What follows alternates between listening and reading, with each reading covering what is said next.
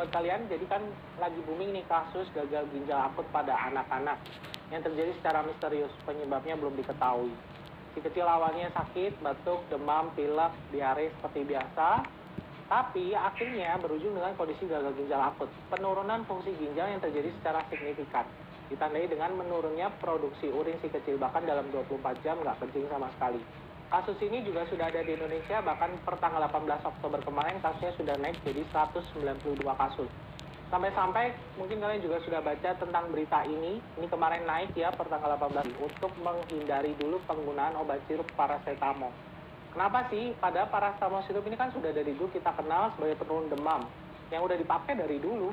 Jadi rekomendasi itu keluar atas dasar temuan kasus ini ya, di mana puluhan anak yang meninggal akibat gagal ginjal akut di Gambia di Afrika itu, ternyata setelah ditelusuri, salah satu pemicunya adalah penggunaan obat sirup batuk yang sudah terkontaminasi oleh bahan kimia etilen glikol dan juga dietilen glikol. Nah, ini beberapa merek obatnya yang diduga sebagai pemicu ya, kasus di Gambia itu tadi. Obat-obat ini adalah produksi dari farmasi India. BPOM sudah merilis kalau obat-obat ini tidak ada di Indonesia, tidak terdaftar di Indonesia, dan tidak diedarkan di Indonesia. Jadi sebenarnya ya nggak perlu khawatir juga. Akhirnya sebagai bentuk kewaspadaan diri dari IDAI, Ikatan Dokter Anak Indonesia, yang mengeluarkan rekomendasi tersebut untuk mewaspadai penggunaan obat sirup paracetamol. Karena sampai saat ini belum ada rilis resmi dari BPOM menyatakan bahwa obat sirup paracetamol ini berbahaya. Ya, karena paracetamol ya sudah dari dulu kita pakai dan aman-aman aja sebagai obat penurun demam dan pereda nyeri. Jadi ya kita tunggu dulu rilis resminya dari BPOM karena saat ini masih diuji lab. IDAI hanya mewaspadai dini, bukan menyetop, bukan menghindari, bukan akhirnya suruh hentikan, hanya mewaspadai.